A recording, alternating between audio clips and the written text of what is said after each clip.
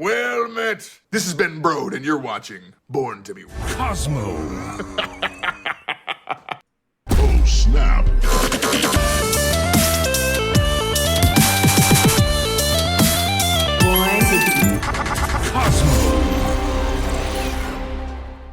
Welcome to Born to be Cosmo, a podcast about all things Marvel Snap. I'm here with Nate Wolfe and ZombiesGoNomNom, and I just want to acknowledge that it's been a minute since we've had an episode, and that's fully on me. I've had a little bit of a crazy schedule of late. I had a little bit of a vacation though, and Same. so did Yeah, Zombies. you guys So I think we're worked out. kind of All right. yeah. All right. We can help shoulder My some of that. co-hosts are shouldering some of the blame, but yeah, it's been a minute since we've had an opportunity to talk about the game. This is not our usual time that we do the show live. Typically, that happens on Saturdays at 7 p.m.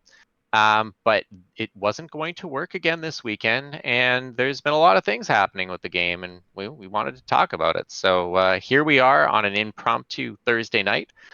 But I'm glad that it worked out, and that we're here to talk about some Snap, the That's good, the right. bad, and the other bad, Jeff. and the Jeff. Yeah, right. We'll go with that. Yeah. I promise I will try to be objective, and I will try to keep it Cosmo tonight. I'm feeling a little negative, but I'm gonna really try hard because I know people don't love the negativity, but we'll see how it goes. No, don't you know, Nate? Being negative, it drives clicks. That's what people tell me. Ha! I thought it inverted the cost of your cards. But no, I think that in all seriousness, it's really important to me that I express myself in an authentic fashion. Yeah, no, I agree. No, I don't feel like we so- need to pull punches. Yeah. And I do think that, there are going to be some positive things that we're going to discuss tonight. Yeah. But I think that I'll start with the elephant in the room, which is the spotlight. Purple elephant in the room. The purple elephant in the room, the spotlight caches. So when we last spoke, the system was just going live, and or it just went live, and we didn't really have a chance to experience it. We wanted to be have some time with it and be objective. And well, for those who are watching the show, Nate just put a meme that I made that kind of sums up my experience, which was I had 6 caches, and I wanted 1 out of the 4 things in this week's collection of cards and variants, and I got what I wanted after 2, and I was feeling pretty good about that until I realized that I used 2 out of my 6 caches. Then I started panicking again. And so even though I had a positive outcome to my cache opening, I got Galactus, which I didn't want, but it's still pretty cool, and Spider-Ham, which was, what I really wanted. Even though I had a good outcome, it still felt really bad. And that's a problem. I think that overall, like the spotlight caches, it's a cool idea. My biggest issue with it is that you can only because the rotation is once a week, and there's like 4 options. It's like virtually impossible to get 4 spotlight caches in a week unless you stockpile them, which is not something that the devs want you to do. It's super annoying because then you have to scroll way down on your stupid collection level, but also like it really plays into this whole gacha thing that I thought that they were trying to get away from, because No. They needed to repackage the gacha and make it more appealing. If They never wanted to get away from it. I have a solution to this. Like for example, like same as you, Blue, right? I want the Galactus. Like Kim Jacinto, we were just talking off air, and Kim Jacinto is one of my favorite artists. I really like his style. It's super cool. I want the Galactus. I like Spider-Ham, but I got a variant that I like better. I don't really like the Nimrod one. I really don't want. Wait, you have the Venomized one, right? I do, but I also have the other. the hip. I have got the hip one, and I have another one too. Like I opened a bunch of good Spider-Ham ones, and like I was about to criticize you for your love of the Venomized variants, but well, I do, but I have the hip, and I think I I don't know. Anyways, I packed I opened one, and it was the Rian Gonzalez one, which is wonderful. It's hilarious to see Spider Ham eating a hot dog with his mask on. It's really great. Yeah, I like it. And Ryan's stuff is amazing. I think she's a great artist, and I really dig her style. But I don't go for the more cutesy stuff. I go for like the Venom and the Null stuff because I like it. I don't know. It's my thing, I guess. You need to let us trade variants. I know that would degenerate into like an economy, but I mean, yeah, it'd be nice. Can't be any worse than the economy we already have, right? Yeah, I suppose. I saw it in it totally could. In Pokemon, they used to in the old Pokemon TCG client. It was a mess. Oh, yeah, it was really pretty bad. You don't want that. I don't want to degenerate, but I don't trust them to handle that. if they the most difficult thing for me, I think, with these spotlight caches is that because you only get one every 10 collector caches, or however you want to word that, or whatever they're called, yeah. That it's just too difficult to get them in time, and without like when you don't want all the stuff, because it's not like they're all new cards. It's like, oh, you get one new card and some variants, or maybe all variants, whatever. It's just too hard to get without stockpiling. And so if they made it like one every 5, I'd be down. But as it stands, like I only had one saved up and I used it like an idiot, and I'm just about to I'll hit number 2 tonight, and I'm going to use it like an idiot, and I'm probably going to get Nimrod or 1,000 tokens. And then I'm going to try to the heart of the cards. I believe I will pray to Ben Brode before I click on my box, but don't do what Nate does. Go to Snapzone and read how to optimize your game economy so that you're not gambling.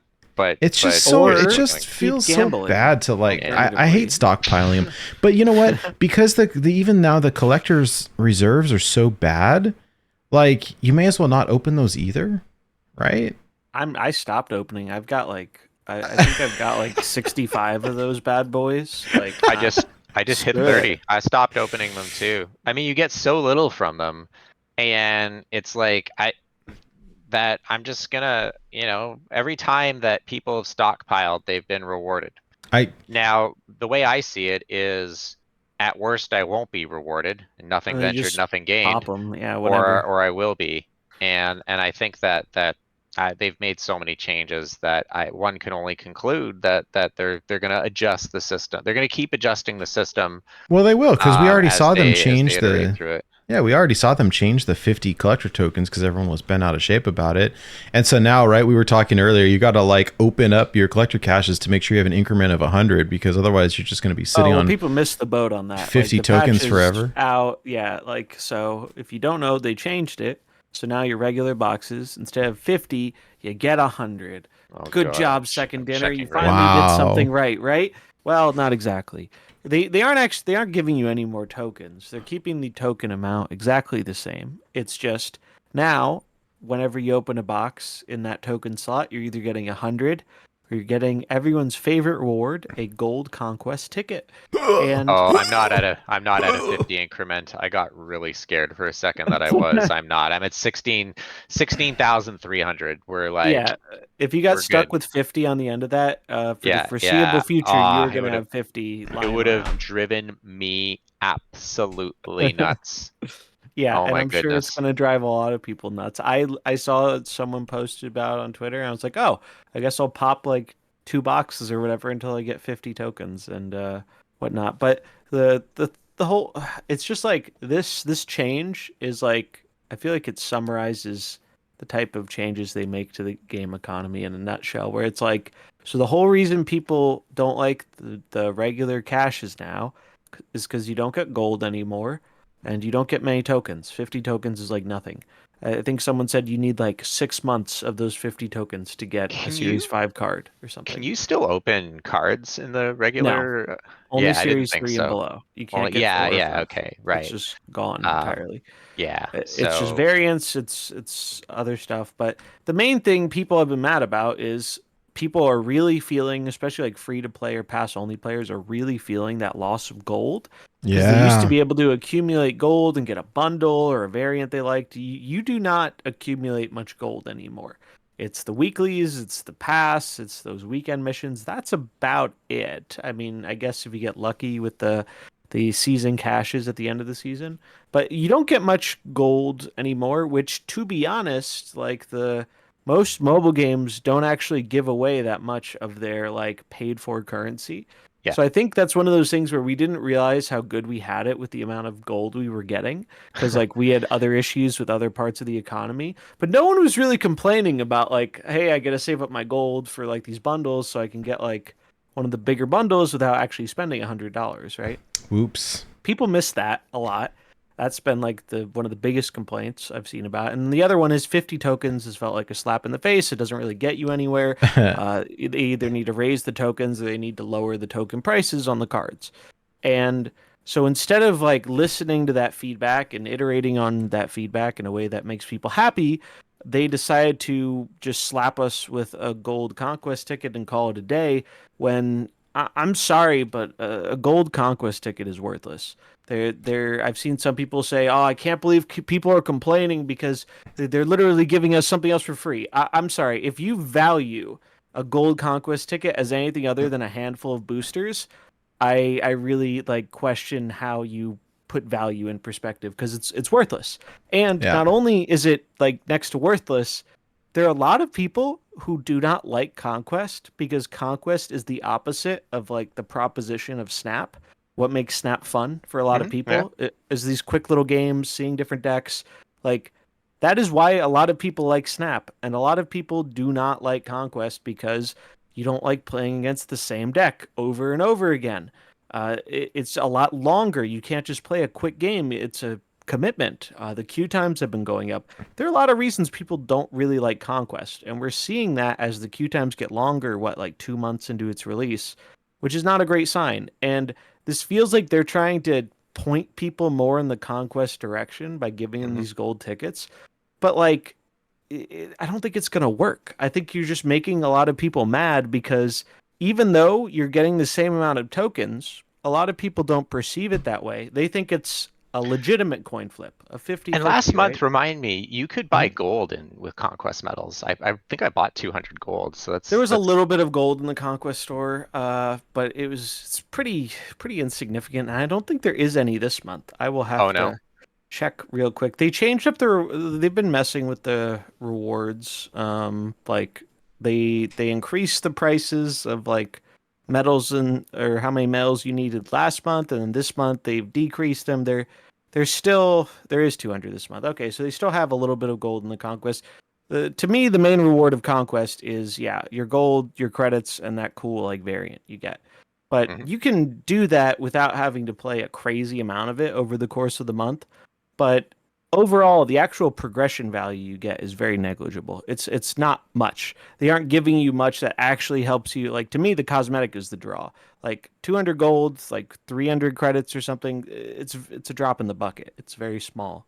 It's a nice bonus, if you want to play Conquest. Hey, it's free stuff. But the thing that gets me is the perception issue, where people assume when you say, hey, it's a 50% chance of one thing and 50% chance of another, that it's like flipping a coin. And as we all know, when you flip a coin, you're not guaranteed to get heads then tails and heads then tails. You could have a lot of heads come up in a row.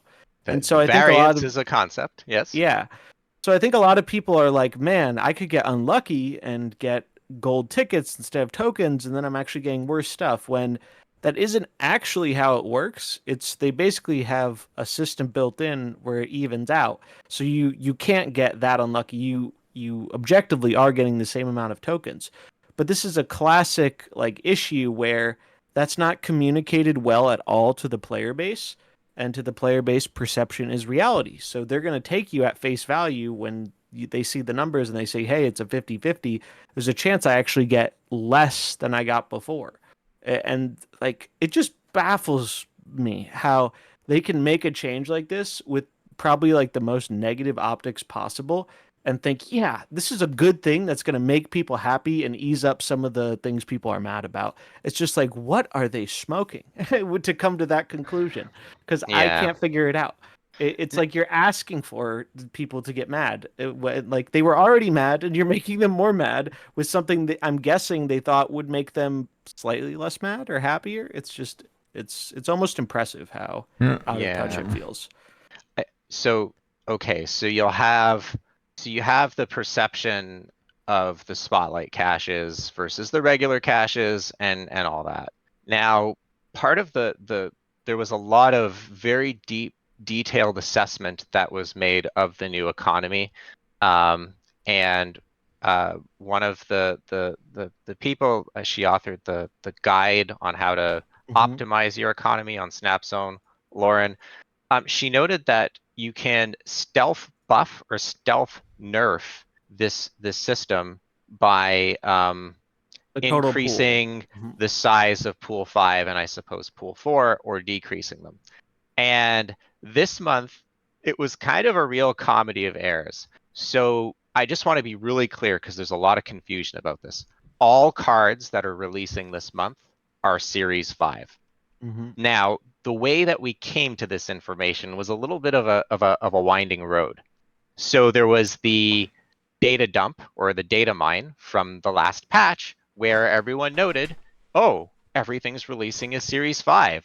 LOL flexible series drops, etc. And I can think of another. A lot of people said, well, hey, this is a data mine. Things have been changed. Things have been wrong. Don't draw any conclusions.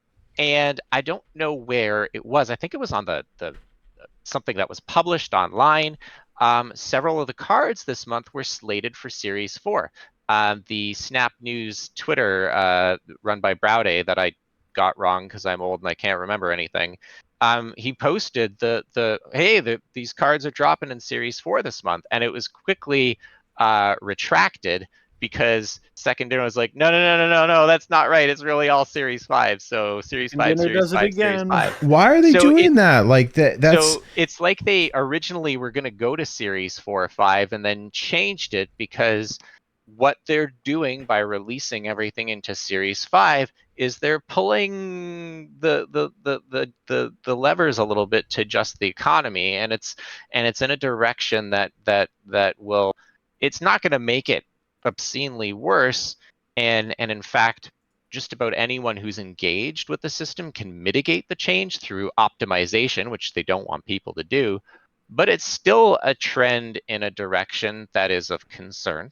And yeah, I mean, it kind of sucks that everything's Series 5, right? Another idea here is they're still trying to drain those token reserves because I don't think this is a majority of the player base, but I think between last month and this month, the goal is they want to drain people's token reserves because you don't build up tokens quickly at all anymore. And tokens let you circumvent their awful new system. And that's what I have been doing. Is I opened caches on the Gene Week. I decided to gamble one cache for the Rian Ham. I got lucky with it. That was cool. I liked the other cosmetics, so I was okay with another outcome. But I have mainly, like last month, I bought the Series 4 cards with tokens because I didn't want anything in the caches but the card. And so I just bought the card with tokens I had saved up. And I was like, wow, this feels much better. I get what I want. And that's been like a very, we've talked about it a bunch. I mean, I've talked about it until like my face turns blue for like months that their goal is removing agency. It's very clear they don't like agency, and that goes into their whole unique collection shtick. And this system is taking agency away from people. And the counter argument I always see is, well, technically, it's not taking away agency from people because if you save up 4 caches, you get agency. And hey, maybe you even get the card in the first or the second one, and then you can save up the other 2, and you have agency again sooner. The whole point was that you weren't supposed to have to do that, though, right? Like, yeah, it's by design. They want less agency over what you're getting because eventually you're going to get unlucky, or eventually they're going to be 2 weeks back to back where you want the card and you only have 4 saved up, and it's not going to work out. And then the easy fix there is to just break out the credit card and fix that problem.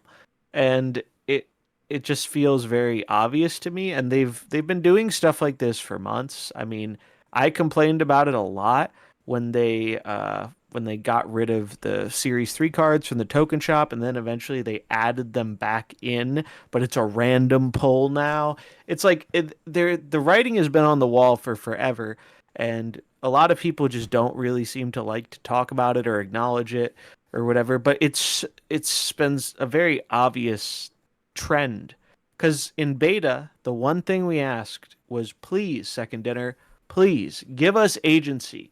Pool 3 sucks. That's amazing. It sucks. We wanted agency. That was literally the biggest piece of feedback we gave in the whole beta. And it took a while, but the token shop came out and we finally had the agency we were asking for. And as time has gone on, we have only really regressed from that initial agency. And that is a feature, not a bug in the eyes of the company, because like it wouldn't just keep happening like this if it was an accident. It's an intention.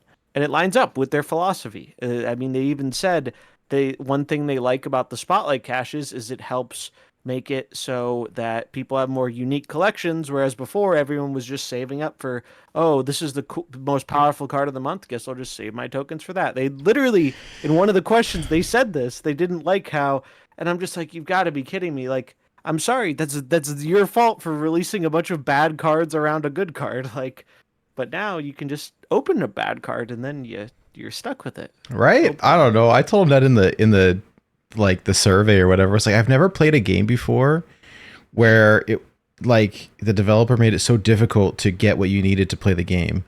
Like or they like the whole purpose of it was for you to not have a complete collection. Are you joking me? And then charge me $100 for a variant? Like, get out of here. This is stupid. It's just crazy when you realize those spotlights are essentially like, I think like $50 or $60 in value if you want to put in money to get another one. It's like, that is well, and so expensive. Okay, so say I want X23 and she's going to be in so the only way to get tokens now is to get through bundles, which are there aren't even many good token bundles either. No, like, there really aren't. If you didn't buy that like crazy expensive one, the variant chasers are going to get probably the most tokens by happenstance. Not that it's efficient to do so. No, but they're expensive. Like if you want a token bundle, it's going to be $50, right? Like easy like really $50, right? Very good token bundles, especially for Series 5 cards. Like 6,000 tokens. That's a lot of ton now. That's a lot of money. Like, but say I want all 3 of these cards, it's impossible. It's impossible because I'd have to, in order to guarantee it, I'd have to have 12 collector's caches saved up, and like that's just not doable. That's that's 3 months. It's kind of ridiculous, and so here I am like gambling on trying to get the stupid variant that I want and missing. But the neat thing about that is I think you doing that is more accurate to the average Snap player than the people who are optimizing it. Like, I know it's not hard to optimize this, but like a lot of people just want to open their damn boxes. Like, I saw Empty open his. He was like, you know what? I'm going to go for it. 3 out of the 4 things I'm kind of interested in. One I want the most, but the others are okay. I just hope I don't get the tokens. And then what does he get? The tokens. And hey, the funny thing is, variant, like, I'd rather have, honestly, I don't mind getting the like, I kind of like getting the tokens, if I'm honest, because the alternative is to, I'd rather have tokens than a crappy variant that I don't want. But I feel that. But like, it's just so difficult to get, like, to progress 10 collector's cache levels. It's like that's all your dailies and like it's not even it's just not basically. Yeah. And so so we've got what 3 more days until they flip, right? And so like, what are the chances I can get one more? Like maybe if I really grind. Like, no, you can't. I don't think let's see. It's Monday. I think resets on Monday. Yeah, there's no way that unless you like pay money, you're not going to get another Spotlight cache. It's well, and so it makes me not want to like spend money on this game. It doesn't feel like your money goes very far. This has been like the issue with the game since the beginning. Is from a free to play perspective. And this is why a lot of people, I think, like adamantly defend the game. Like, you get a lot of stuff for being free to play or pass only in this game. Yeah. Like, if you are that type of player, I can totally understand the perspective where you're like, why are people complaining? Like, I'm getting all this stuff and I spend $10. Like, how can people want more? But the thing is that people in that group, like, they have a different expectation out of the game relative to what they're putting into the game. And this is why, like, different groups are never going to see eye to eye on this, because you have very different expectations when you're someone who's spent, like, how many months has it been since Snap came out? It's been like 10 months or something. So you've spent, let's say you're a pass only spender, you spent $100 over 10 months. Well, when you have some people putting in like 10 or 20 or more times that into the game, they're going to have different expectations to get out of what they've put in. And I think that's where a lot of the disconnect happens, is like, I think if I was a season pass only person or a free to play person, I would view the game more charitably. But like, when you see how expensive it is, if you want to get some of the cosmetics, or if you want to chase, close to a full collection, or the madmen that actually do maintain a full collection, like, it gets absurd. And I think that's where there's a very big disconnect in the player base, because neither side really like sees it from the other side's perspective, because what they are willing to pay for and what they are expecting to get out of it, they're just vastly different things. It's weird in a way, because, and I've seen so many people mention this, it feels like your money the reason so many people are pass only spenders is because they feel like their money really doesn't go that far when you're spending beyond the pass. And I think that's true, and that's why a lot of the people like us who don't mind spending more money on the game get frustrated with it, because if the game is going to have such high prices, I want to feel like I'm at least getting my money's worth out of it. And I feel like most people don't feel that way. Oh, dude. Okay. So spending a lot of money, even the people who have all the variants and whatever, we're even starting to see complaints from them about, like, hey, releasing a $100 Pro bundle and then a $100 Stegron bundle, a few days apart, that's a little much. And when they're complaining, like, I think there's something not right going on with their monetization. So I had one like collector's cache and then one spotlight cache, and I opened my collector's cache, and it was a gold ticket. Okay, it was like slap on the face, right? And I'm like, okay. All right, I took one for the team. Like, that'll be my good juju to get my good spotlight cash, and open it as 1,000 tokens. Like, slap the other's cheek. I'm like, all right, I see how it is. Now imagine if you paid $50 for that cash, because that's what it would cost for you to gamble on another one. Yeah, like, no, I'm not gonna do it. I just can't afford it. Like, it's not not worth it. Like, I'll just suck it up. And be like, okay, my Galactus variant that I really want, I will just come to grips and know that I can't have it. Rotates or whatever. And, whatever. Or I'll get it, it'll be some time. At least I have some hope that, like, we're seeing now these, like, beta variants are available, and they're not even that expensive. Like, those are actually pretty good value if you want them. And so maybe, a year from now or something, it'll be available. They basically said they're going to go to the store after some point, but it's going to be, I think they said the earliest is like 6 months, which to me says like it's probably going to be like a year. Like, I don't think they're actually going to do it in 6 months. I think they really want to drive up the artificial scarcity, because that's what's working on, like, people like us, right? Like, like, I have most of the cards in the game. Like, the only cards I do not have are cards I do not care to have for the most part. I guess Echo would be kind of neat to mess around with, even though I still think it's bad. But, like, I don't care that much. I have her. She's not very good. I know. I'm not. I have a complete collection. Surprise. And really? I do actually. That. I do. And you even have Howard. I do. And oh God. And but like, and I tried playing with them. Howard's not good. Howard sucks. Echo's not very good either. And I know there's going to be people who say that, like, the card is good because you want to lie to yourself to feel like your tokens were worth the money that you paid. Justification, right? Like, but like, I don't feel like Echo's any better than Ghost. I mean, Jean Grey's not bad. I lost to Jean Grey the other day because I couldn't play my card where I wanted to play it. And like, there's some good cards. I think we're back to the days I remember talking about the economy in a sense of like saving up your tokens because for a good card and trying to then gamble on local, what's a good card and what's not.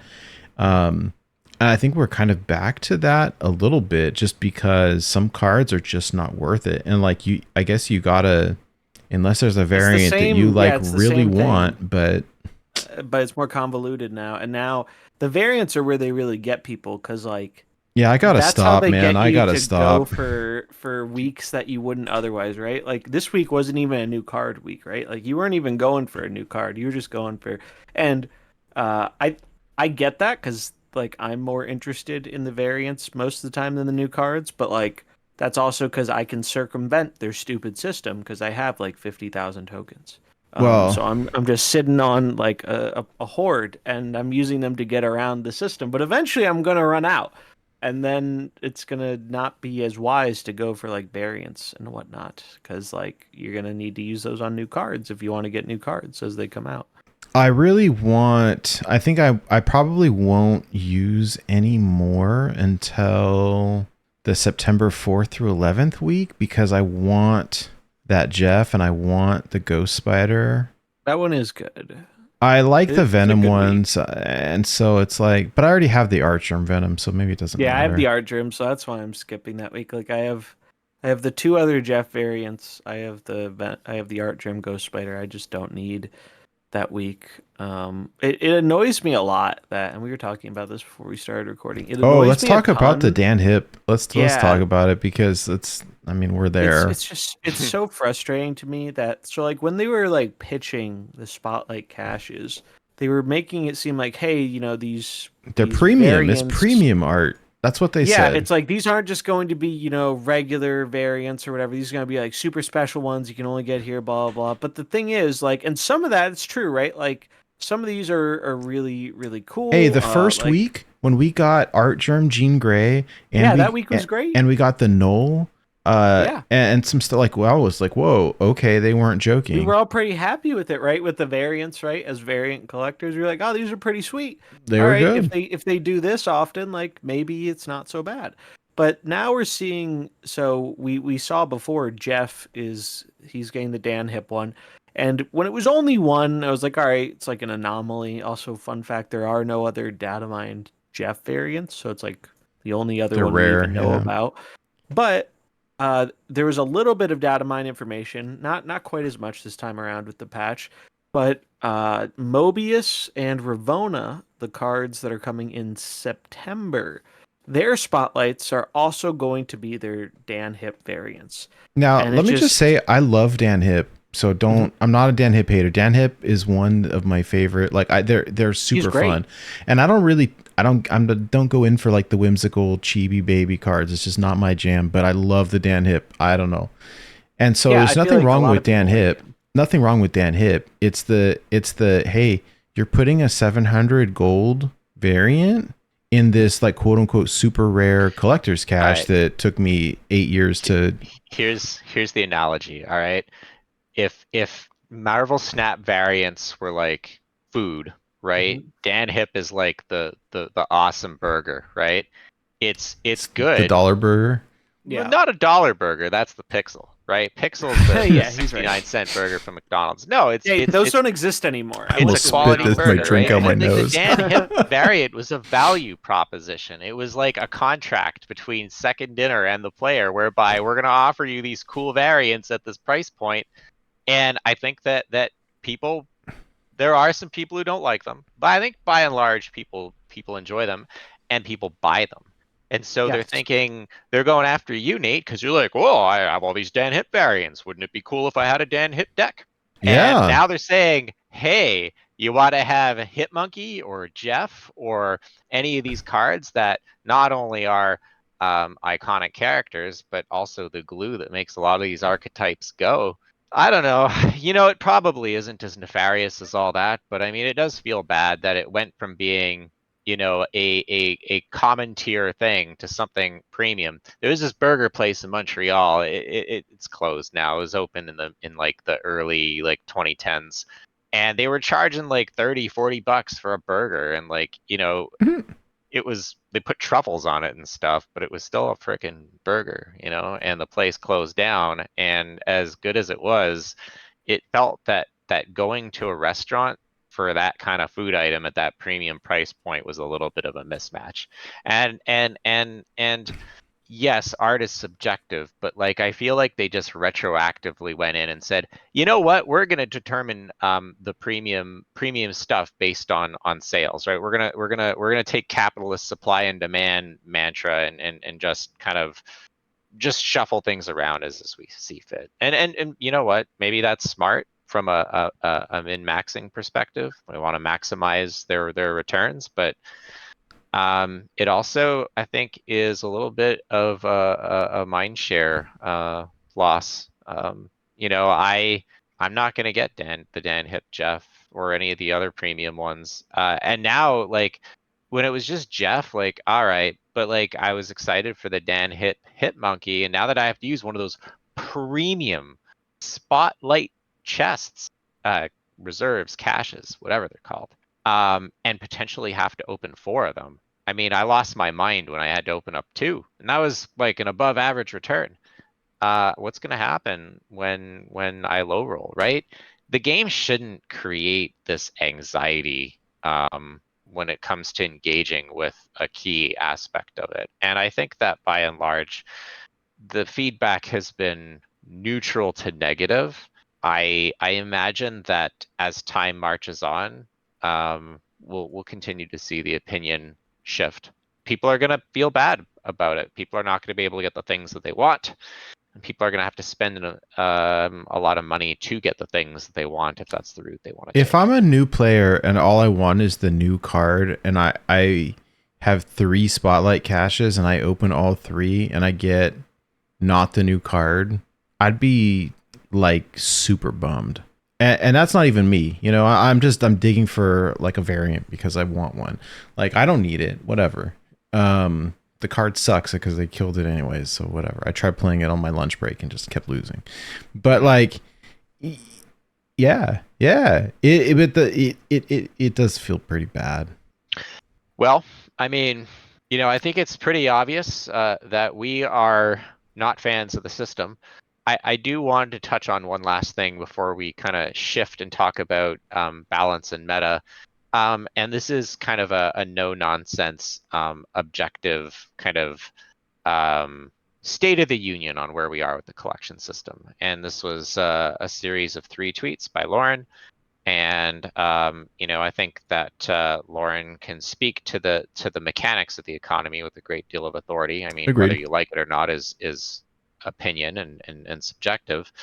But yeah, I mean, basically, she noted that on the 22nd of August, so this coming month, the pool of Series 4 and Series 5 cards will reach 32. And that excludes Dokken. That's large enough that the new economy no longer represents improved card acquisition for a certain set of players. And this set are the free-to-play players who open spotlight caches as soon as they're earned, right? So people who are not hoarding, they get it, they open it. I promised all along that I'd be critical of the new system when it fails to deliver on the promise of more cards for more players. This time just around the corner, that time is just around the corner for some. In other words, for some people, they're going to be worse off now than they were before. Forget about whether they believe they're better off or they believe they're worse off. The perception, they will be by and large, fact-based, doing worse under the new system. And Lauren then asks, is this a problem? Don't know. Although I'm quite sure there will always be casual players who open their spotlight caches as soon as they receive them. The concept of saving caches is widely understood. That's interesting if that statement is correct, because they don't want us to save our caches, right? They want us to open them as soon as we get them. They don't want us to hoard. They want us to get cards. They want us to play them. So technically speaking, then Nate, for you and I, we buy some bundles, we buy the battle pass. Technically speaking, this new system is still to our personal benefit. But here's the crazy thing about it: we've spent the last hour talking about how it doesn't feel like it, how it feels worse. It's. I'd rather spend the tokens on the card, frankly, than try to gamble my super rare. Yeah. I don't like taking I've got a 1 in 4 chance of opening the card I want versus just being able to buy the card I want. Like, it's a no-brainer. And it's just I get it. Hey, if you've got the card, cool. Then you get a chance to get the alternate art. Like, okay, I get that. But when it's a new card, it's like, oh, I want the new card so I can play with it. I don't need the cool new, like, shiny skin, whatever. Like, I just want to play with the new card, and not being able to necessarily do that is rough. Yeah, and I think that we're gonna have to monitor the situation. But I would say this: don't expect they might tweak the levers a little bit with this new system, but I think that this system's here to stay. I the agree. reason I say this is because they invested in UI design to make it happen. They don't want that to go to waste. I mean, for that simple reason. But in the roadmap also, too, one of that they have more improvements to spotlight caches is in their in development section of the. Well, that's even more reason to like just hoard them then, which is like. I really don't want to open another golden ticket ever. The gold ticket is like, I'd rather have 50 tokens than a gold ticket. I'll be honest. Yeah. Like, it's more and it feels worse. It's objectively, technically more than we got before, and they found a way to make it feel less good than it did before, which I didn't know it was possible. It's almost remarkable. It really is. And I see we were talking about the bloat of the Series 4 and the Series 5. And we reviewed Lauren's assessment that like now the system objectively represents a worse economy for free-to-play players. But I was just saying, like, but it's still, even though if it benefits me quantitatively, qualitatively, it still feels worse. Exactly. And feeling is reality. And I really feel like that's the biggest disconnect that Second Dinner has with their more engaged section of the community, is that it doesn't matter how you spin it. It doesn't matter if it is technically better. If that is not how it's perceived, it just doesn't matter, because people are going to go off of what they feel. Like the amount of people who, I think it's important that people do the math, and I think it's great that people do the math so we can find this stuff out. But like, that isn't going to, just giving people that information is not enough to override people's own feelings a lot of the time. Like, if the system makes them feel a certain way, knowing that it's technically not as bad as it feels isn't really going to make them not feel that way, because they felt that way already. Like, it just doesn't make sense. And then the seeing the cards in Series 4 and 5 really annoyed me, because like, I'm pretty sure more than half, maybe even 75% of the cards in Series 4 right now would be Series 3, which is, if you're Series 3 complete, those are free cards. So like, this is the part that really gets me, is that as imperfect as the original system was, I think there were a lot of players who were happy or content with, maybe they made peace with the fact that they weren't getting new cards on release often. Maybe one new card release a month with their generated tokens. They made peace with that because they knew, as long as they were okay with being patient, they would get those cards a little bit further down the line, and they wouldn't have to pay the crazy amounts of money people were paying to get all the new cards, or most of the new cards, on release. And I think the issue here was, I think Second Dinner was making not nearly as much money as they wanted to, because so many people just were like, well, your prices are too crazy for like those, because it was like, at one point it was like 100 or close to 100 a card outside of your initial token. Sure, the money part of it is certainly a factor. One thing that I had not considered is, I wonder how much of this was influenced by the Galactus fiasco. And the Galactus fiasco is not that they nerfed Galactus. That's just how the tail ends. The fiasco is that they created this like artificial saturation of it because there was all this pent up demand because people wouldn't spend their tokens for the same reason. So they bought the big bads, which is not a term we they were hear the so only much about safe anymore. buy, right? Exactly. And I mean, so you had that, and the card is cool, and the effect is cool, and it didn't have like, you know, it's the funniest thing because like it was not a good performer when they nerfed it, but like it was a huge presence on ladder, like almost close to You mean the 20% in first some nerf, segments. like when they first hit it, the first, or like the actual nerf, the first quote unquote nerf? No, like the big I mean the change. second one, the one Yeah. power. I don't even that It was a happened buff. before It was most a people buff. even got the card, right? Like Yeah, because that was that when it was was still really hard to get the yeah. tokens. I think you know that situation where you're playing like an RPG or something, and or like let's use Pokemon as an example, and you get those like elixirs, the stuff that restores your moves and whatnot, and you have that kind of like too good to use syndrome where you're like, I need to save this for a moment where I really need it. So Never and use then it. you beat the game and you look and you have like 10 of them. And you never use them. That's me right And there. Yeah, I've done that so many I think times. that's what a lot of people were doing with tokens is they were like, these tokens are so valuable. I don't want to just burn it on a new card if like I don't need that card right away. And then the big bads incentivize people to gravitate towards those cards because those were the only ones that were never dropping in price. All the others, they would just drop down over time. And so people just kept hoarding and hoarding, getting the big bad and then just holding resources for a card they really, really wanted, and then would just All right, so gradually accumulate the rest over time. what's the actor's name that played Kang in Quantumania that's in all that legal trouble because turns out he's not a Jonathan Banks. Jonathan something. Anyways, they're probably gonna recast him No, that's the dude from Breaking Bad. Jonathan Majors. Jonathan Majors. So they're probably gonna recast him or drop the No, character. Something's gonna happen. They can't drop the character. He got It's too big. Yeah. some recent stuff came out where like it sounds like he's in the clear. Like the person who was accusing him apparently like skipped out of the country or something like. But it wasn't.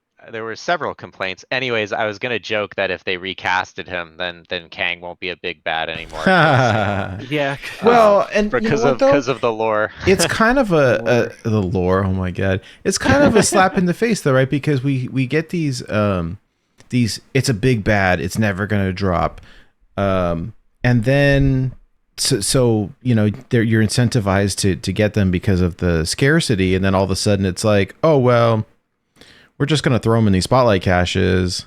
So if you don't have them, you get them that way, and it's like it takes all the rarity out as well. Because then like, oh hey, well, big bad it doesn't matter as a concept anymore unless you're getting them with tokens, and like it doesn't really make sense to get. Well, if nothing ever drops from Series 5, then it doesn't even matter. you're big bad, and then you've got like true. big cute, right? You've got Hitmonkey, you've got Jeff. They're never. Yeah, it's like they're taking forever to drop now, and it's just crazy because their whole argument about the system was more cards for more players. But here's my question: like, is it really more? And this ties into like basically the point Lauren made about the size of the system.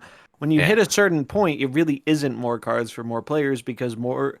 I'm assuming Series 3 complete players here, because let's face it, like that is a pretty significant portion of the player base at this point. Like, yeah, there are still people moving through Series 3. There's still new players. But I think a lot of especially the more engaged player base, I feel like is close to, if not Series 3 complete. So you would be getting a lot of these cards that we're seeing in Series 4 that you might not have currently just by being Series 3 complete and having rotations happen. Like, let's look through here. Darkhawk, Null, MODOK, Negasonic, I think Master Mold, all right, Nimrod. Like there's so many of these would be Series 3. Yeah, so I'm gonna have to table a motion that we move on. I get it. We're all very passionate about it. But I think that I want to call out that as we shift to talk about the balance updates and talk about the game, we're like an hour in and we haven't talked about the game. Like that in itself I mean, that's is just unfair. Well, the normal game is podcast, right? the game is fun. Like, I don't have any real complaints about the game. No, I don't think many people have a lot of complaints about the actual gameplay right except now. one of the balance changes that came up. But I don't. Maybe that's My- not a complaint, but My a bit poor of a grumble. Spider-Man's dead. So why don't we talk about the two balance updates? So there were two balance updates since we last met. There was an OTA where there were several changes, and some of them came as a fairly big surprise. And then we had the major patch where you have to download the client last Tuesday with some further updates that were also surprising. They were to me. They weren't things that I saw coming. In fact, nothing in this OTA I saw coming. So I don't think most people did. Like, I think these are the only thing I'm mad about is no rescue buff. Feels bad, man. Yeah, it was Right. interesting to. Yeah, I know you were predicting that because of the. I thought it'd be the bundle. patch, not the OTA, because I figured if they tweak rescue, it's going to be bigger than OTA can handle. But like, this was a pretty out there OTA. I think one of the more positively received ones. I really don't think anyone had anything negative to say about this one because there were no nerfs. There's nobody to make mad. I have actually seen all of these cards played significantly more since the buffs. Yeah. I'll say that. For sure. I mean, it hasn't broken the game or create. I mean, so I think they were fine changes. I think that the big sleeper of these, and we probably should just go through them really quickly for those that are listening and not watching. For the few that still do, on August 3rd, they buffed and or changed 1, 2, 3, 4, 5 cards: Hawkeye, Hulkbuster, Vision, Captain Marvel, and Absorbing Man. Hawkeye was changed from a 1/1 that gets +2 when a card is played there the following turn to +3, which is, a 1/3 is premium stat line. Hulkbuster went from being a 3/4 to a 3/5. Again, 3/5, pretty premium stat line. Vision changed from a 5/7 to a 5/8. We talked about this earlier, the Black Bolt effect, right? Yep. 7 to 8 for a 5-drop is pretty huge, and Very significant. I actually think that that might be the sleeper change that will probably have the most effect on the game. Captain Marvel changed from a 5/6 to a 4/5, making it a lot more flexible and putting it into that coveted Zabu range. And Absorbing Man going from a 4/3 to a 4/5, which is a pretty significant buff. Enchantress got a whole lot better going from a 4/4 to a 4/5. I know it went to 6 and then back down to 5, but still, it's good. It's good at a 4/5, and It's just a much more respectable stat line. Like, yeah, before you were really paying a premium for that copy effect, and honestly, it just wasn't really worth it. Whereas now, you're getting like a pretty fairly or decently statted body for a powerful effect if you have your deck built around it. Like, Yep. both Absorbing and Captain Marvel, I think, are really really good changes. Vision looking good too. I mean, Shuri Red Skull, pretty decent I think performing. he's underrated. Like, I think he's Yeah. better than like people assume, but Vision's been bad for so long, like nobody wants to play him. But I've seen a few people play him. And I think he's like a lot better of a card with this. He also, I think they said in the patch notes, like part of the idea with these changes was to give more options against the things that were closing down lanes. Because then if you have Vision or Captain Marvel, if these cards are a bit more playable, maybe that tones down the lane lock stuff a bit. Fun fact, Hawkeye and Magic are still in the bot Cerebro 3 deck. I learned that the other day. They played their Hawkeye and it ruined their whole Cerebro. It was pretty pumper amusing. Bots, so they're just taking it to a They're literal extra new pumping. height. Yeah. So, this didn't really change a whole lot. People experimented with Hawkeye and Bounce, which is still a very good deck. People are not really playing it. I don't think Hawkeye makes the cut. No, I don't think he's good enough. Vision. I tried it. Vision's really good. I think you want to play that in Lockjaw decks. I just haven't made the switch. I don't know what I'd want to cut, but having an extra Shuri, 5-drop, maybe actually you drop Dracula for Vision. Yeah, maybe I could see it. I think he's definitely not been experimented with as much as some of the other cards. I'm gonna try that. I'm gonna take. Well, I kind of like Dracula for other reasons, but I think that Vision, because the only 5-drop in that deck is Jane Foster, and sometimes you don't have anything to do on 5 and it feels bad. But playing a 4 on 5 is good because you're playing Evo. Anyways, I'll stop talking about this, but Vision, 5/8 is a really good stat line and a powerful ability, so I think that's a good buff. good change. Yeah. So that was the OTA, and then this past Tuesday, on the 8th, 5 days later, there was a patch that required a download, and there were some balance changes there. So we can quickly review those. What even was there aside from Spider-Man? Was there anything else? Yeah, hold on. Let's There were some like technical things like the negative change. Oh, so actually 6 changes. Actually, the thing was pretty significant. So there was a Spider-Man rework. We'll leave that for last.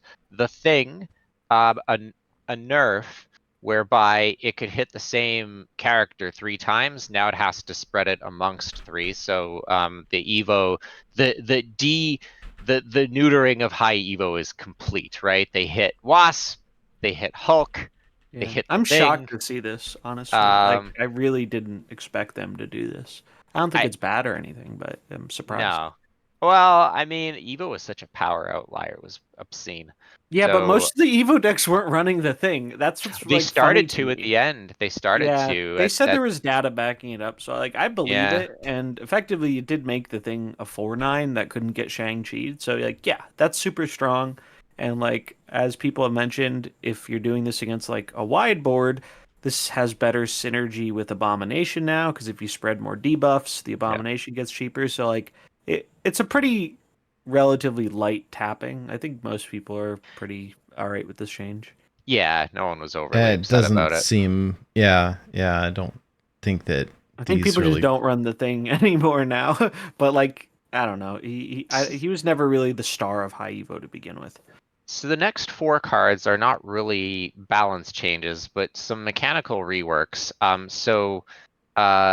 Negative now can't make your cards more expensive than 6 energy. So for example, if you flip Jane Foster, right, she becomes now a 6/5 instead of an 8/5, which is basically unplayable. Yeah. Rogue now copies the on reveal in addition to the ongoing if the card has that. So for example, so before, if you rogued Electro, for all the players that did that, you wouldn't get the extra energy, but you get the limitation, right? Now you get both. Magic can now be played after turn 5. It just won't do anything, which is a change. I think that's how it works. Yes. You can just. It's funny. The graphic here it's old Magic. I think that may have been a little slip up, but basically. I'm asking because I can't read the text, so I'm just going off of memory. Yeah, it doesn't work. Basically, the on reveal doesn't go off if you play. You can play her on turn 6 now, but you won't get Limbo. Whereas before, you could not play her on turn 6. And finally, Cable now takes the top card instead of the bottom. No more Chavez thieving, which is great because it made Cable really, really, really bad. And the problem is this is too little too late, because if I'm going to play a 2-drop in my collector Dino deck, Mirage is just better in every way. And, well, the one benefit for Cable still is the fact that you do take the card from them. So whereas Mirage, you know what they have, and you get a bigger one. But Cable, if I grab their high Evo Hulk or whatever, then I know they don't have it. Fine. Look, let me cope. I have 3 or 4 Cable variants. And they're good ones too. The baby variants. Okay. Considering the lore of Cable, his stats are way too low. Just saying. This is a non-lore podcast. Save it for the lore video. Save it for the lore episode. All right, are we ready to? I'll take the week off. So Nate, ready to cry about Spider-Man for a few minutes?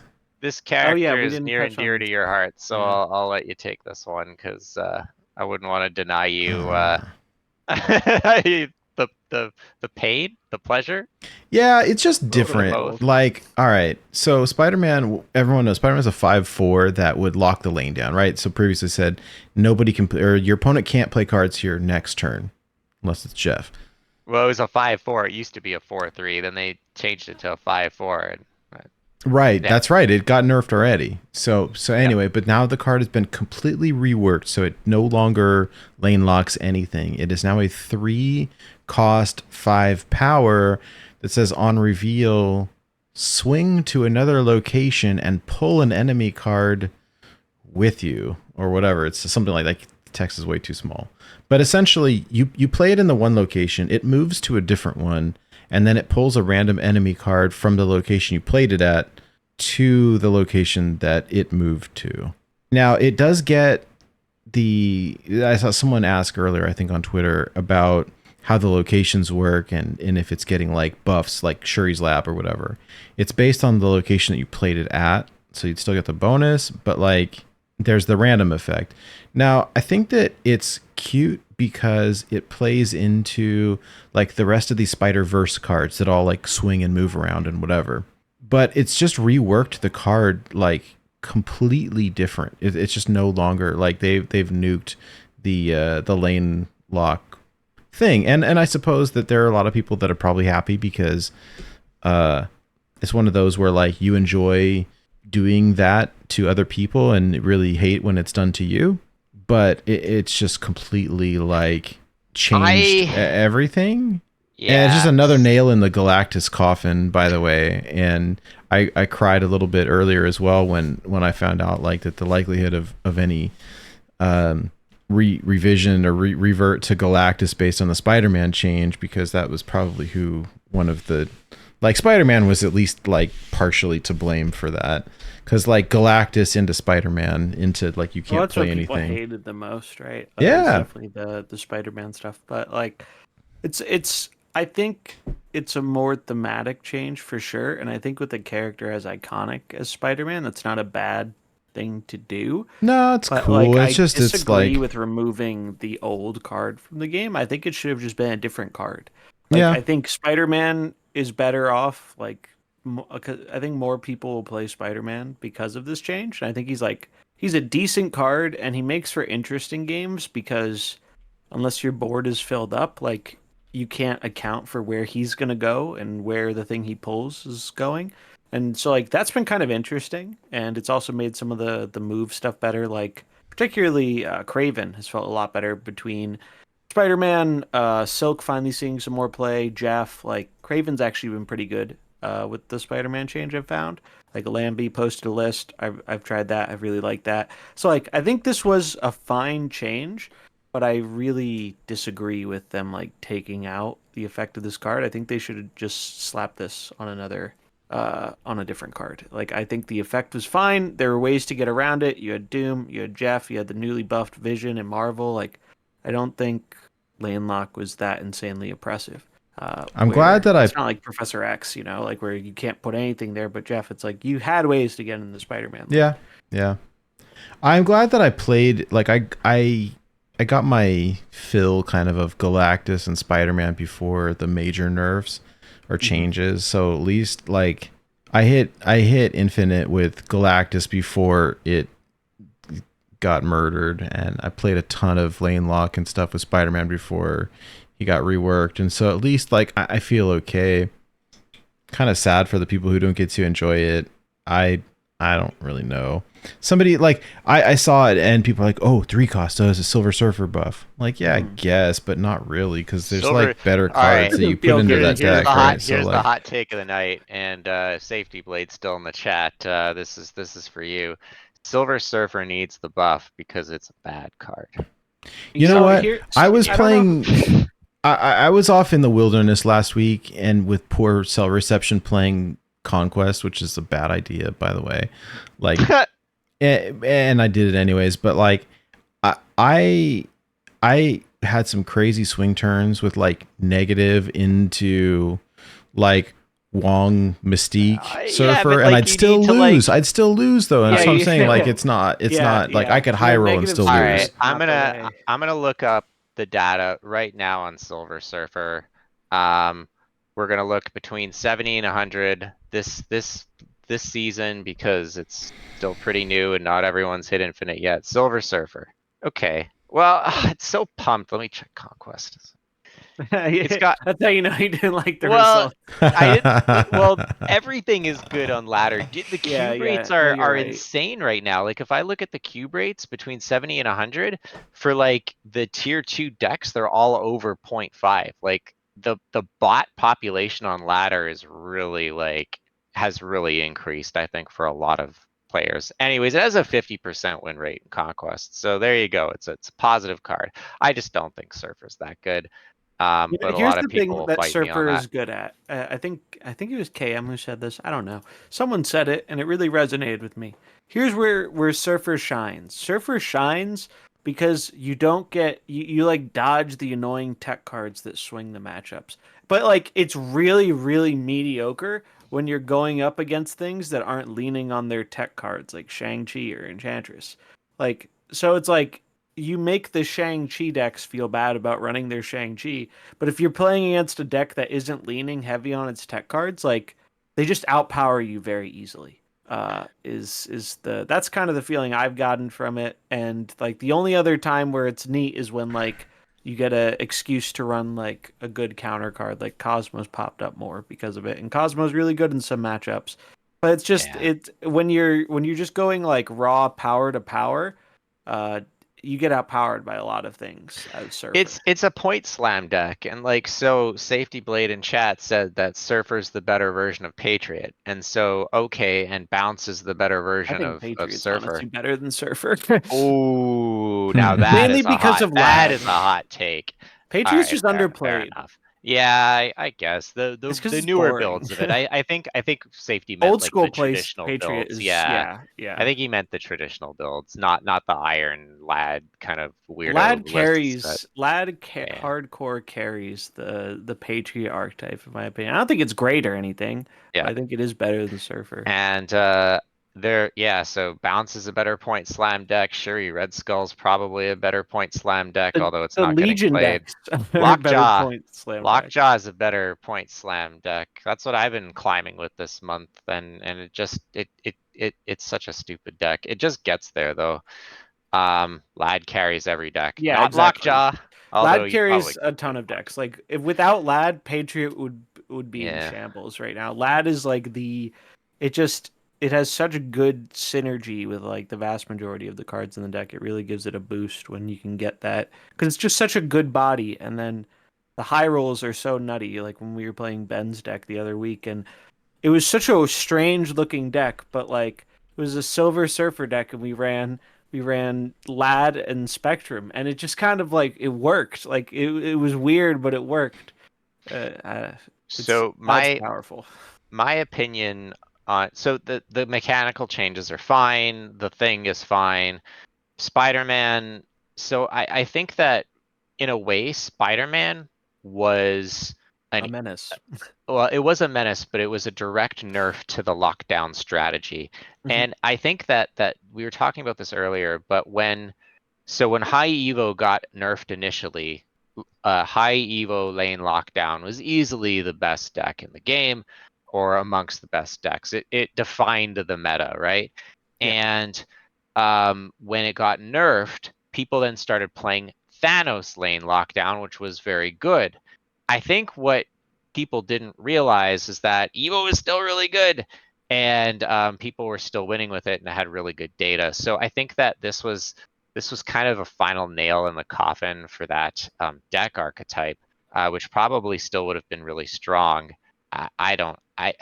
People really hated playing against the lockdown decks. It didn't really bother me that much, but then again, it didn't bother me to play against Galactus the way it triggered some people. So I think that your experience will vary based on. Oh, a lot of people hated it. A lot of people hated it. I hated Spider-Man when you could play two of them, right? In everyone January, right? Yeah, that That's was. how I got my first there. infinite on the back of double Spider-Man, right? It was so obnoxious. So I look. I mean, you can quote me on this. I think that if they had to change Spider-Man, at least it's nice that now all the Spider cards thematically kind of share the same mechanics. So it's a bit of a, it's not a lore win, it's a game mechanic win. Also, the way he kind of like changes lanes, the way Silk does, feels more Spider-Man-esque. But I don't know. I have a lot of mixed feelings on this. I think that hopefully it'll be better for the game in the long run. And right now I think the meta is in a pretty good place. I think some people are kind of bored because the way that the card system works, new archetypes don't often get introduced, and that's both a blessing and a curse, right? But it also can create the feeling of a stagnation for the more engaged players. I'm not there yet. I still am having fun playing, but I have about a third of the game time that you have, Zombies, and you've been noting that you've been feeling a little bit Yeah, it's just there's nothing fatigued. that really inspires me. Like I still have fun playing the game. I'm just like very casual with it right now. Just do my dailies or whatever. Maybe play an extra game here or there. But like the the last OTA was like very fun because Magic has always been a card I really liked, and it made this like kind of like everyone was playing all these wacky combo decks, and so Yeah. like that was super fun.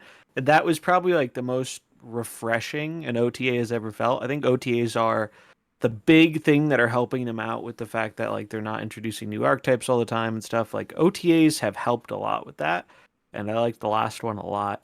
But it's calmed down a bit, and like there's still like I don't think it's like a solid format or anything. Like people are trying new stuff. The Lamby deck's taken off a bunch, Right. and I've been Yeah. playing that. That's been fun to play, but like I don't feel super compelled to like try and build something new right now because I feel like most of the things I would build are just iterations on things I've played a bunch of in the past. They're just like slightly different versions of it. That's why the Lamby deck is cool because it's kind of different than most of the other stuff. I mean, it has a similar shell, but it works a little bit differently with like the Spider-Man cards and Silk, and I like that. But I just think the lack of new archetypes, having played like really a lot of the game over the past like 10 months, I just want more new stuff to like encourage different types of decks or deck building.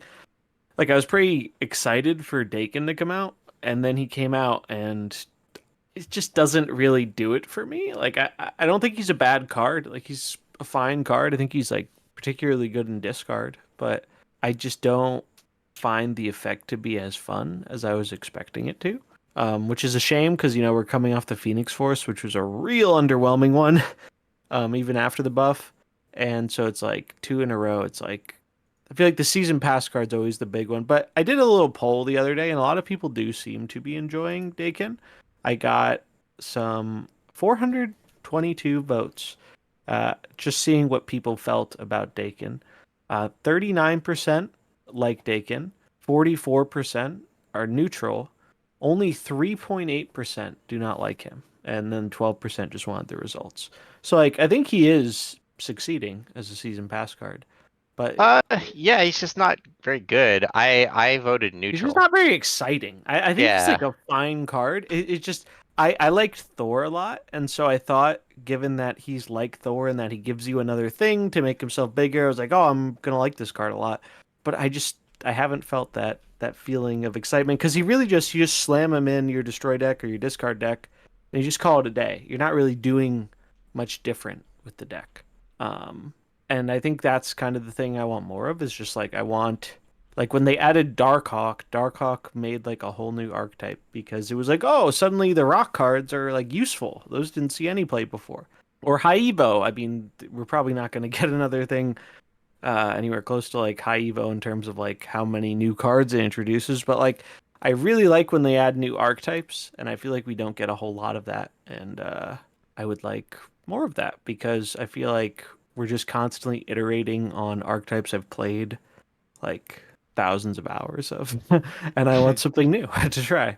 I don't think a lot of people are going to be in that boat because a lot of people probably don't have like 2K hours in the game. So like I don't think it's really a game problem. I think it's just a natural thing that happens when you played a ton of card game like.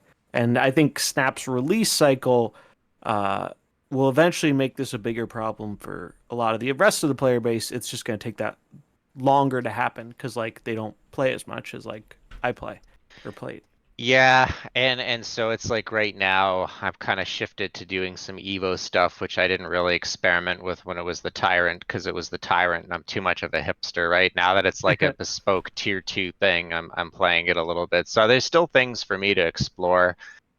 So I don't quite have the same fatigue, but I do think that it is tough, right? Like they're in a tough spot because the only way that you introduce new archetypes is with cards that are like Evo, but they're going to it's hard to predict exactly their impact and they'll have to be adjusted. But I imagine that will I imagine we'll see other things that will spawn new archetypes. I have hope that For sure. We definitely will. And I think the other hard part is, and we saw this in the move month a bit, it's really hard to make a new archetype when you can't do something like Evo or Darkhawk where you lean on existing cards, because then you need people to get multiple of the new cards that enable the new archetype.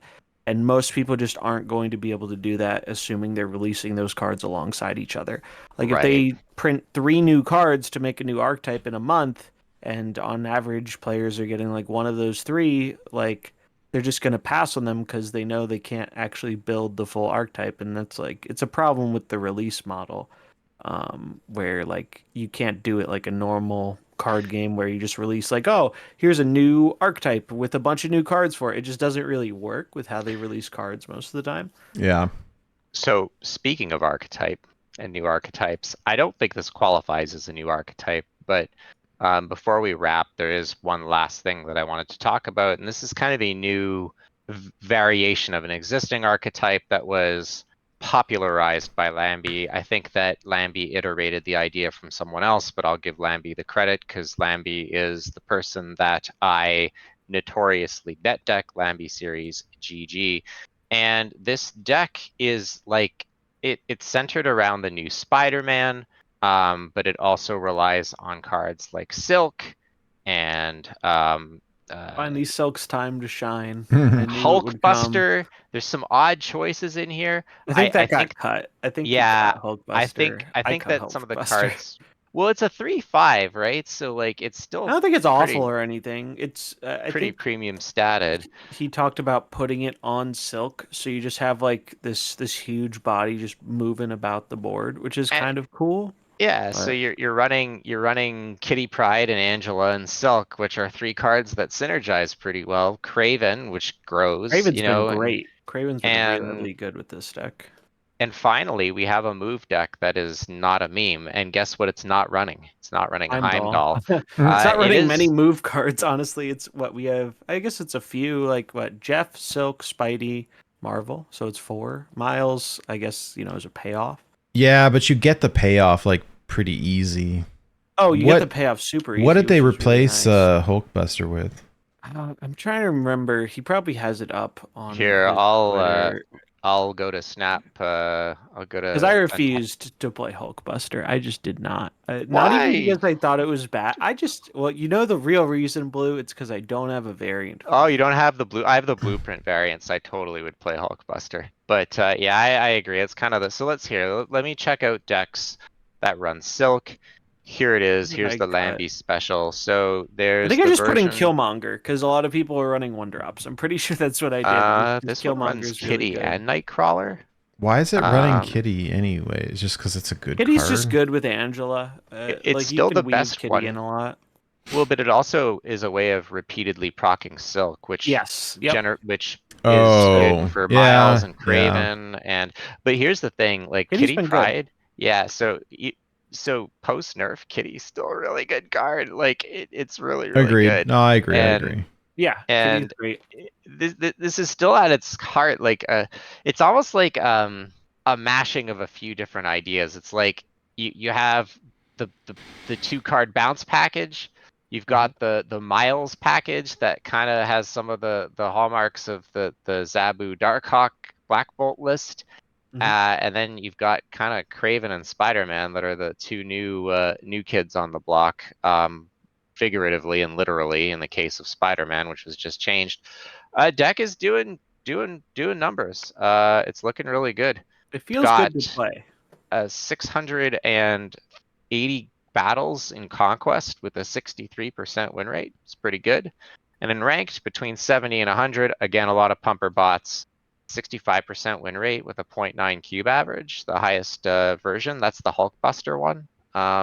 Yeah, deck is... I bet this deck confuses the bots because of all of the movement. Oh yeah, this is great versus bots. I can confirm. And Legion has continued to be like a pretty high tier performer because he can just scam games sometimes, especially against like Magic decks. Premium 5/8 stat line too. Yeah. You can play it on 6 with Kitty is another line. Like Legion's just been really like he's not always great, but when he is good, he's really, really good, and nothing else does what he does. Like it's kind of like Jeff in that regard, where it's like there's no replacement. You can't replace Legion and get the same kind of effect. Well, it's just a very unique effect. Yeah. Yeah, because you can use it defensively, offensively. It varies a lot between like the locations per game. I will say I have really, really liked Killmonger in this list though, because like so many decks are running. They're still running Nebula, Sunspot. It's good against the Thanos. Like I've really liked Killmonger. I mean, it's Killmonger, right? Remember my rule from like a couple months ago? It's like I'm only gonna play decks that run Jeff and Killmonger. Like I mean, it's just like it's just the all-purpose card. Yeah, it's great. You're losing 2 stats. Cards. Yeah, you're gonna take way more off the board. Yeah, you take way more than 2 points off the board most of the time, and like you can still do it as a tempo play. Sometimes you hold it, but a lot of times you're getting it down on turn 3 or turn 4, and it's been good. So this is a new archetype, kind of. I understand you could argue it's move or it's running a lot of the good cards from other decks, but I mean, it's pretty new. This is pretty new. It's definitely different. Yeah. Yeah. It's fun to play too. I will say, like, as much as I liked the old Spider-Man, I think the new one is like objectively more fun of a card, like in terms of like watching it do its thing and like having to and Lamby talked about this, but like the deck name like alludes to it. It's really hard to pinpoint where your opponents are going to be going for power because you are moving about the board, and then you have things like Captain Marvel, which can move at the end. So it really does like it makes it challenging. People don't know as easily. Oh, they're going for the left and the right, or the middle and the left. And I think there's definitely that's a powerful element when it's not so transparent or obvious where you're going to be playing your cards. Yeah. It's hard for them to know because you don't know. Exactly. Safety nails it. Yeah, that's pretty accurate. Like, because you don't know where that Spider-Man's going unless your board is full on one lane. And that's why Jeff is still so good here, because like you can use him to help fill up a lane to guarantee, you're not going to have your Silk move there when you don't want it to, or your Spider-Man. The deck makes a lot of sense. Like I was skeptical when I saw it, and then I played it and I was like, oh no, this makes a lot of sense. Like it just kind of works. Well, hopefully we continue to see decks that challenge our perceptions about what cards are good or not. A lot of us were Silk believers, but we just didn't have the right shell for it. It looks like now maybe we do. So that's pretty cool. I think she was always good in Sarah. It was just too hard to find a cut because there's so many good cards for Sarah. Like it was just hard to justify it over like some of the other things. That's still the other deck that I just have been playing religiously, has been the Sarah deck. That you posted, Blue, and it's still putting up the good numbers. Yeah, so it's funny. Ham is just so annoying though. Yeah. I keep getting Sarah hammed, and but sometimes you still just win, which is really funny to me. But Ham is really annoying for the Sarah deck. Are you playing Ham in your Sarah? No, I'm still running Witch in the Ham spot, but okay. I could definitely see putting Ham in now that Magic is a bit less popular than it used to be. Like when Magic was everywhere, Scarlet Witch is just way too good. But now that it's calmed down a bit with all the Magic decks, I could see putting Ham in, because Ham is a powerhouse. Really, really good card. It puts in work, that's for sure. It's just like a high tempo deck. Like you're putting out decent stats. You're making it hard to guess where you're playing cards. I love how Miles started out as like, when he came out, he was just like viewed as a pretty bad card because you had to play move cards, and like the move cards just weren't really good enough. But now we have Jeff, we have Silk, we have new Spider-Man, and those cards are significantly better. I mean, you can argue that Polaris is similar to New Spider-Man, and I think that's like a fair argument. But there was nothing like Jeff or Silk. Like those cards are far and away miles, no pun intended, better than the other move cards we had as options before. And Lamby chose the correct Silk variant, although I have to say so many of Silk's variants are they're bangers. They're really great. good. So I think that gets to the bottom of our list. Unfortunately, we do have a hard stop at the bottom of the hour, so I think perhaps we may want to wrap it there. I think that I could sum up this episode in a sentence, and that sentence would be game good, economy bad. Yeah, I think that's fair. I love the game. I absolutely adore the game. It's super fun. I love Marvel Comics. I've been reading them since I was a kid. It's great.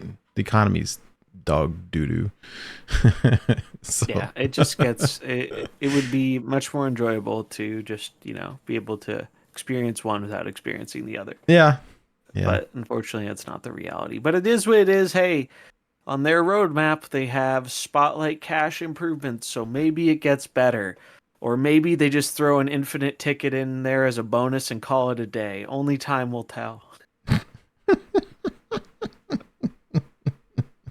It'd be in line with the regular cash change. But yeah, we'll see. I'm not holding my breath. I don't think anyone else should either. But, make do with what we have for the time being.